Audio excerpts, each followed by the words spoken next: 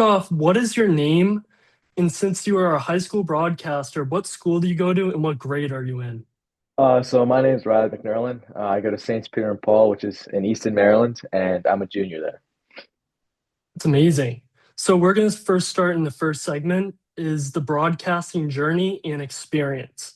So how did you get into sports broadcasting at such a young age and what inspired you to start?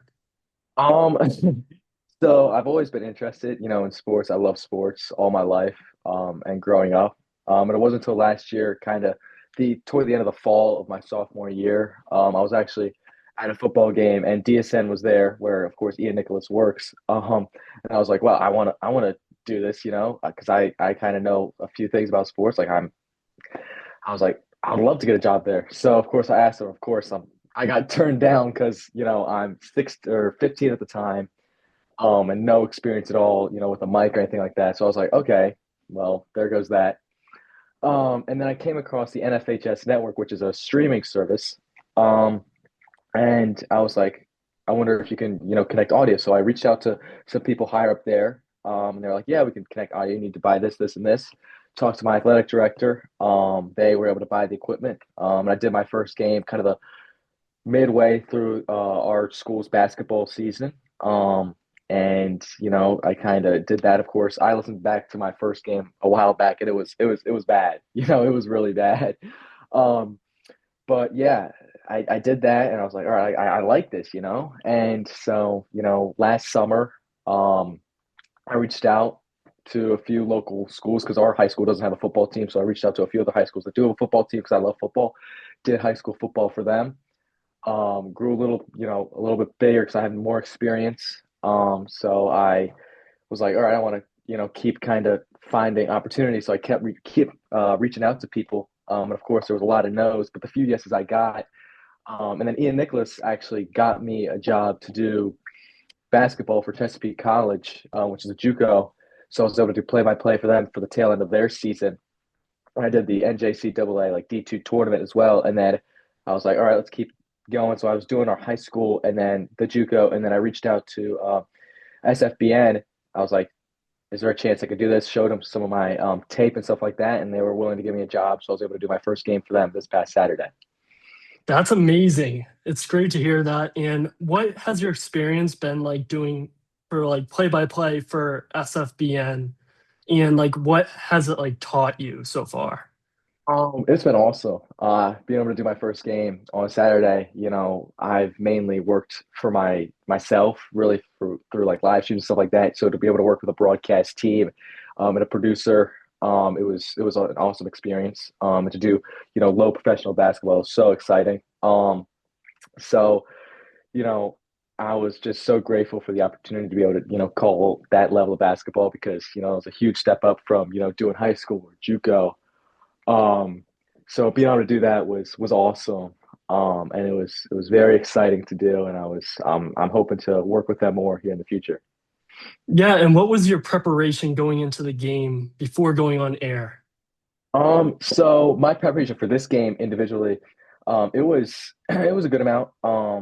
I kind of started at the beginning of the week doing a little bit of research, and I actually have my spotting board from that game here with all the names and stuff like that in the notes. It's amazing. But yeah, it just starts off finding, rosters and stuff like that, finding little stats and stuff, putting, points per game, stuff like that, 3-point percentage, free throw percentage, putting that together. And then I'm talking to coaches. I talked to Coach Williams, the head coach of the one of the teams, I think Thursday afternoon. I was able to talk to him for a bit, and he kind of helped give me some information about the Seahawks team and stuff like that. I was able to talk to the Flying Cows head coach as well to get a few more information, stuff like that. But honestly, the preparation it's a it's a lot, but I enjoy doing it, and I love doing it. So it's not a crazy amount, but again, it's a big step up from doing high school and stuff like that. But it's also low professional, so there's a lot more stats and stuff like that that you can find. And I also stalk like the Instagram accounts and stuff like that because sometimes they post, like players of the game and stuff like that. So just things like that to kind of help me be prepared and be more confident on air. Yeah, so what's your advice so far in your journey that you would give a high school student?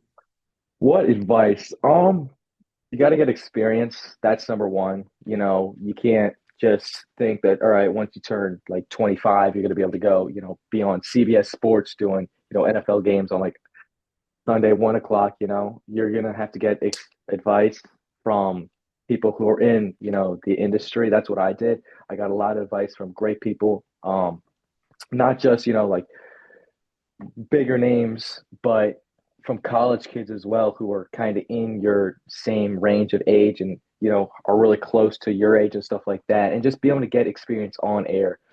Even if it's not on a produced channel like SFBN, like what I did with the NFHS network, you could do that as well, probably. With your school and stuff like that. So you just have to be willing to reach out to people. You can't be afraid for people to say no. I mean, it's worth a shot.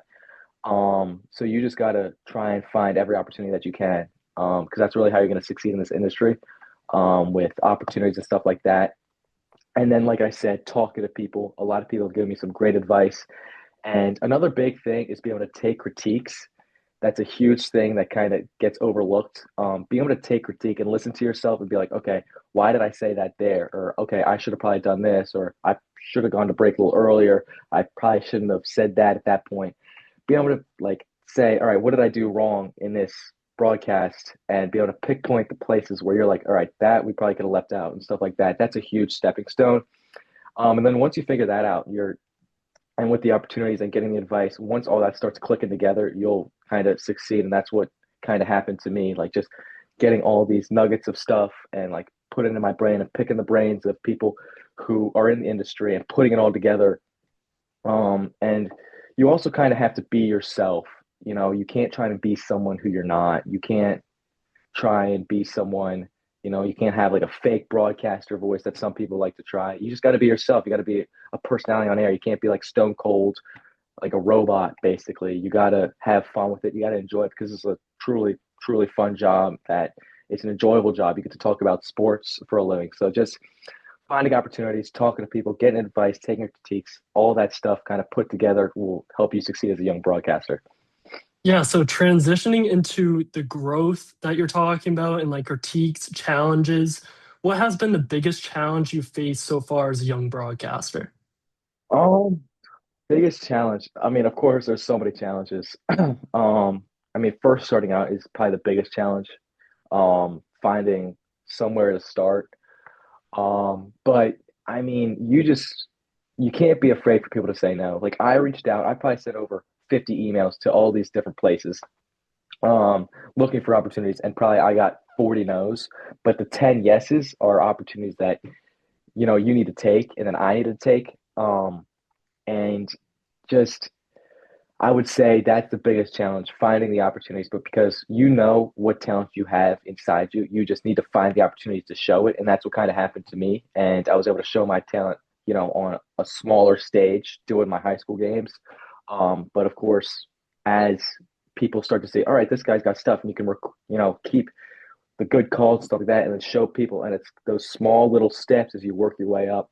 But yeah, I would say the biggest challenge for me was just starting off, and then of course, this is not a huge challenge, but just the high school sports in general, it's challenging to find stuff.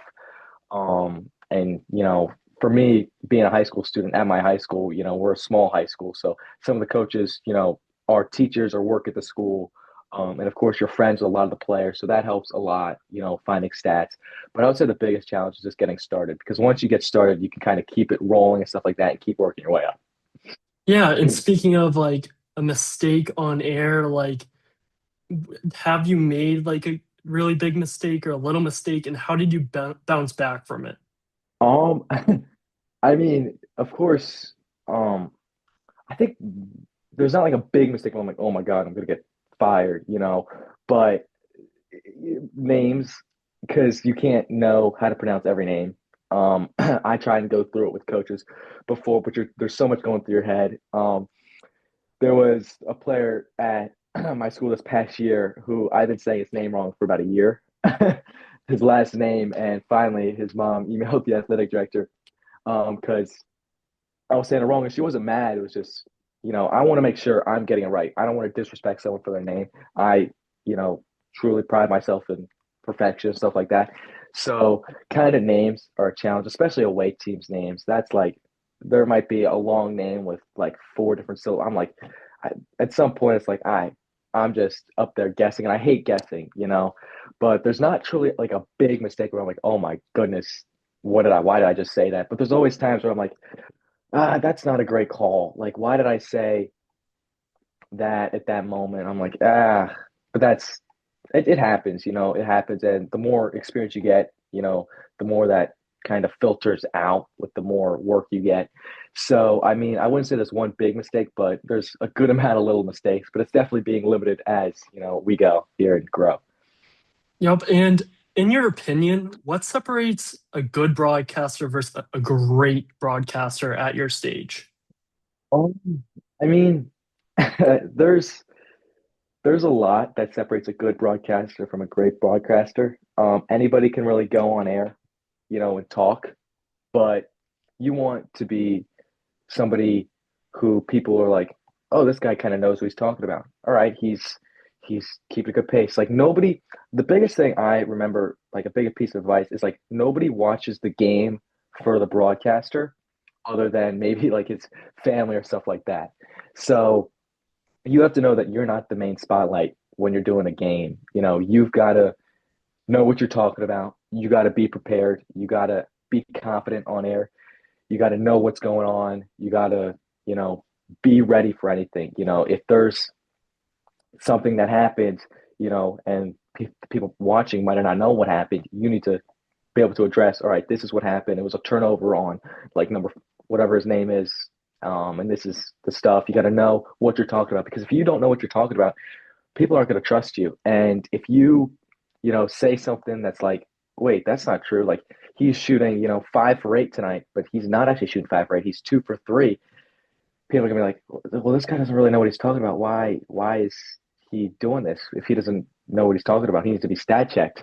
And then you can't be like, you're gonna know if it's for you, in this industry. Like if you love it, you can stick around. But if you're like, yeah, all right, we're just gonna, half do this, um, that's just gonna you're gonna quickly be filtered out. So you gotta love it. You also, like I said earlier, you got to be yourself on air. You can't try to be someone who you're not. You can't force, a voice or something like that. And then knowing what you're talking about is probably the biggest thing, and enjoying it and being a personality that's not like a cheesy personality, but a personality that people, if you don't get any critiques as a broadcaster, you did a pretty good broadcast. That's the biggest thing for me. So, I mean, you just got to be able to take your own critiques, like I said earlier as well. So it's just those small little things that really add up that separates you from being a good broadcaster to a great broadcaster. That's an amazing answer. And we're going to go into your game actually for the 94-50 league, Mhm. Frederick Flying Cows versus Capital Seahawks. And I've watched your call, and can you walk me through how you prepared for that broadcast specifically? Yeah, so like I should showed you earlier, my spotting board, kind of the same thing. It's about a week, mainly for a game like this or like the JUCO games. It takes me about a week to do prep work. But again, it's basically names to numbers. And then once you get that down, then you add in the points per game, free throw percentage, 3-point percentage. Those are kind of my three biggest stats that you say like the most on air. Then I find team stats and stuff like that. And this league, it was a little more challenging just because I didn't want to put in the wrong stats because the Flying Cows actually played the night before the game. So I had to wait until the morning of the game to finish up the points per game and stuff like that and the percentages to make sure they were correct. But again, calling the coaches, that's probably the best thing is talking to somebody who's in the organization like a head coach um, because they know the players the best, I would say. Um, but giving me little storyline stuff like that, some stuff that you're not going to find on a website or on social media, they know their players the best. Um, so that's kind of what it looks like. Again, it was so much easier for them just being able to get there and go. 'Cause usually I have to do a lot more, setting up equipment and stuff like that. But usually for a game like this, it takes a little longer to prep compared to, a smaller JUCO team or, high school level broadcasts. Yeah, and you hit the second question greatly. It's about the storylines or players that you focused on. You touched on the storylines, just finding out more information about the players, coaches, anything like that. But were there any unexpected moments during that game, and how did you adjust live on call? So again, this was my first professional game. So these guys are big guys, especially even compared to JUCO, the JUCO that I did. So one of the things though I will say for this team, I knew the players really well because I was able to watch a little bit of film on these teams. So I really didn't have to look at my spotting boards that much, only for the stats. Like I could see the names to numbers, which is a big thing. Um, but there were some times like these guys, any like breakaway where they were just isolated, like they were gonna dunk, which is I don't see very often in high school games, or really JUCO games. You might see it two or three times, but these guys are huge and they're hitting their shots. So making like good calls for these moments. And there was a point in the game, it was Sam Akano, and he had a breakaway dunk, and I was like, Sam Akano, have mercy on him, which that kind of just came naturally, just because of the moment. Because that dunk kind of set away, because all the momentum was going with the Seahawks, and that dunk was kind of like the finishing touch, and that kind of put away the Cows a little bit. Um, but things like that, like those moments, I was like, whoa, like I need to make sure I'm prepared. I can't be like just screaming on the mic, for these guys. I gotta know and I gotta actually say words. I can't just be in awe of these guys. So those moments like that, those little things were probably the biggest thing where I was like a little taken back. But again, it's just, living in the moment and not being like a robot. And looking back on that broadcast, what would you want to improve on next time? Um, I mean, I feel like that was a really successful broadcast, but there's always, things to improve on. Again, I think maybe I could have added even more storylines. I could have had more things to say about the players. Um, I could have. There was a few times where I feel like I could have had a better call there, better call here. But I guess the biggest thing was like kind of keeping because toward the end of the game, it wasn't really a game. So maybe being a little more kind of entertaining at some point because there's a kind of a line where like you don't want to just be screaming and you want to be exciting to listen to, but also there were times where like, all right, that reaction was a little too much. Like there was another dunk for the Flying Cows actually. Quentin Scott, he had this crazy poster, and I was like screaming out of my mind at that moment. So kind of like toning it down just a bit where it's still an exciting call and I'm matching like the excitement and the intensity of the game, but also not being like not speaking a word and just screaming. So stuff like that I would love to improve on, but it's kind of for every game there's something to improve on.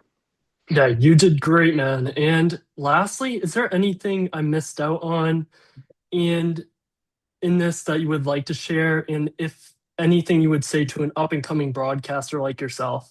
I mean,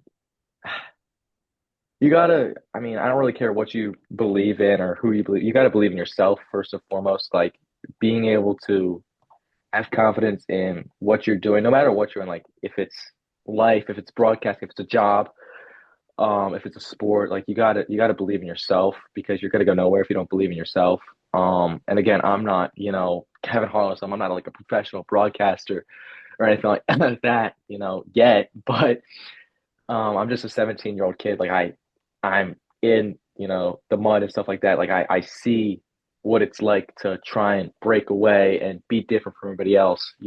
Like you gotta take as many opportunities as you can. You gotta like me, I just made like the Instagram account PXP to post some of the clips and stuff like that to try and gain a little bit of a following. And that will kind of show that all right, this kid might be for real. He's determined. he's got the passion, and the talent's there. And once you put all those together, that kind of breaks you away from everybody.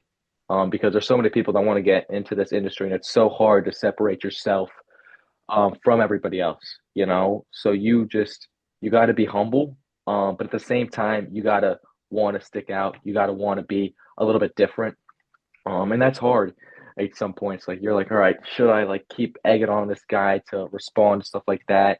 Like maybe they'll respond to this email, or how could I change it up for the next time? Like stuff like that will help you stick out. And if you show you really want it, the opportunities will come. And if you just, like I said earlier, experience is a huge thing. Once you get your first on-air experience, that will really open the floodgates for you and unlock a lot more opportunities. So just believing in yourself, knowing, all right, this is what I need, and being okay with that. And of course, there's going to be times where like, "Ugh, do I want to broadcast like that?" If you're questioning if you want to broadcast or not, you probably shouldn't do it. Like you have got to love doing it. Like I have never been like, oh, do I want to do this game? Like even if it's a JV game for like basketball or something, I'm like, I'm still prepping for it, so I sound confident on air, So you just gotta love it, and it's just as simple as that. And like once you get experience and stuff, you'll hit the ground running. Sounds great, man. And this was an amazing interview, and you have big things ahead of you, man. Thank you so Thank you much, so Riley. much. Thank you so much for having me.